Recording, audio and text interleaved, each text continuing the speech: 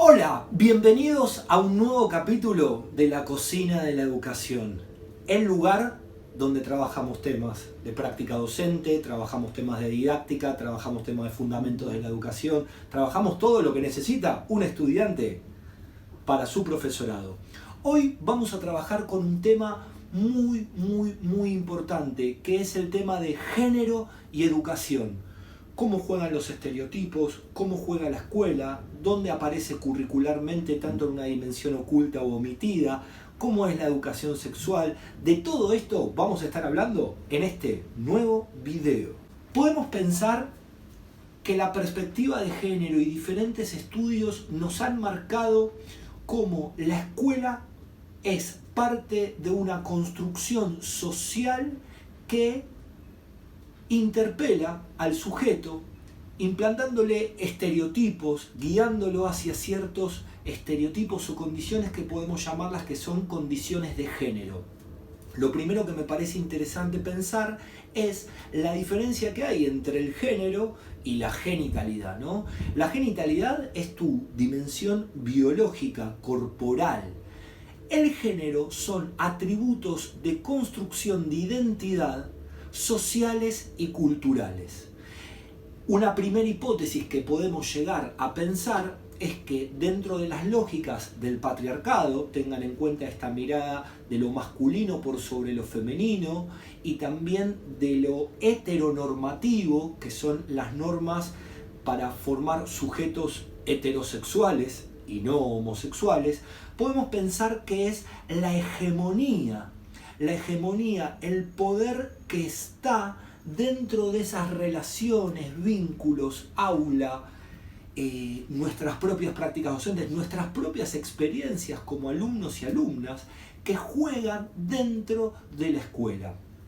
Podemos pensar que el género, esta construcción social y cultural, habita en la escuela desde una postura hegemónica, patriarcal y heteronormativa, básicamente siguiendo las linealidades de implantarle o trabajar con los chicos ciertos estereotipos de géneros que están dentro de la currícula, que están dentro de los espacios áulicos y que están también dentro del espacio de imaginario pedagógico. ¿No sabes lo que es el imaginario pedagógico? Fíjate en nuestra anterior edición de la cocina educativa, que ahí lo vas a poder encontrar.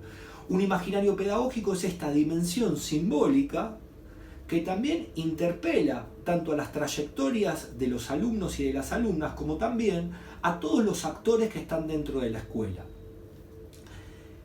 En una segunda instancia, cabe mencionar que la escuela, desde esta perspectiva de género, me basé en Graciela Morgade para explicar estos temas. Les recomiendo que lo busquen, que lo lean. Volviendo a lo que te estaba planteando antes, es interesante pensar en qué estereotipos baja la escuela y cómo aparece el género en las dinámicas escolares. Por ejemplo, a los nenes se les trabaja o se reproduce esta noción de el macho viril, ¿no? Los juegos viriles, los juegos que son de fuerza, los juegos corporales. Podemos pensar que está prohibido también este dicho, que yo sé que esto lo ven en toda habla hispana, pero en Argentina no, los hombres no lloran, ¿no? Como que los hombres no podemos demostrar sentimientos, porque si no ahí estaríamos reproduciendo algún tipo de estereotipo femenino. Y cómo son, y en los juegos también, en las selecciones de los juegos, ¿no? Las chicas jugando a la cocinita, jugando a ser mamá. Si juegan al fútbol muchas veces son tildadas de varoneras, si juegan a deportes o a diversos juegos corporales y motores que implican fuerza son también vistas así.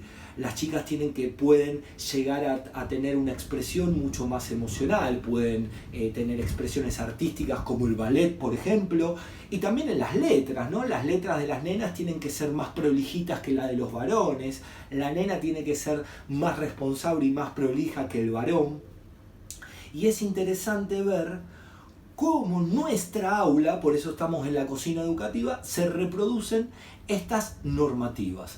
Cuando te hablaba de las dinámicas curriculares, por ejemplo, podemos pensar que los currículum, que son los diseños educativos, los diseños curriculares que están desde el Estado o de diversos ministerios o provinciales o municipales, podemos pensar que se trabajan en distintas categorías. La primera categoría es la del currículum explícito, ¿no? Explícitamente, ¿cuántas veces en literatura viste autoras femeninas y cuántos autores masculinos viste? En las diversas ciencias, ¿cuántos científicos masculinos estudiaste y cuántas científicas femeninas estudiaste?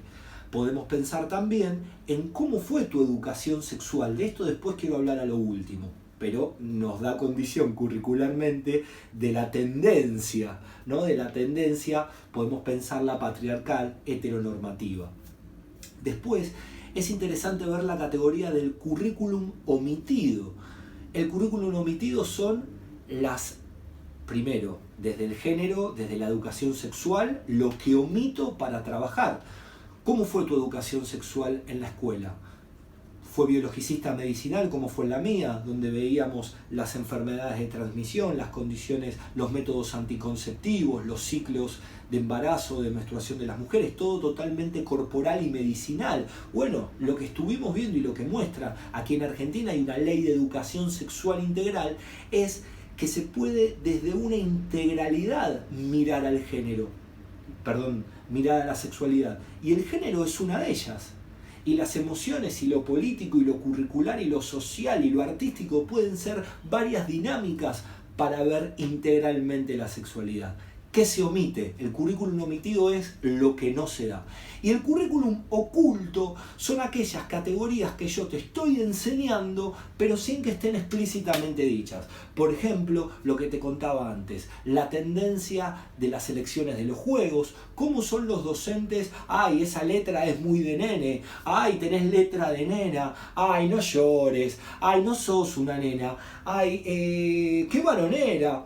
Ciertos estereotipos que aparecen en el imaginario áulico que impactan en las trayectorias educativas e impactan en la elección de la identidad.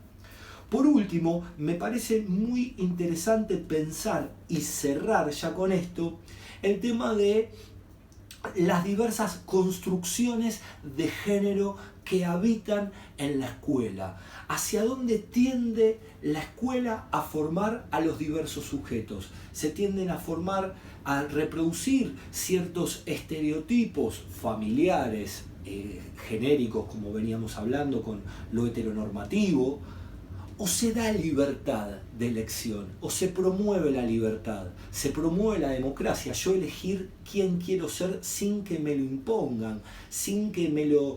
y muchas veces las imposiciones son de formas muy violentas e impactan en las trayectorias educativas. Podemos pensar que la educación está muy ligada al género en todos los ambientes educativos. Para cerrar, pensar en esta cocina de la educación. ¿Cómo son tus clases? ¿Aparecen estas dinámicas? ¿Se nos escapa cómo fue tu propia historia, tu autobiografía escolar? Pensar también cómo modificar y cómo incluir y cómo repensar lo que estoy dando, mi estructura curricular. ¿Me importa? ¿No me importa?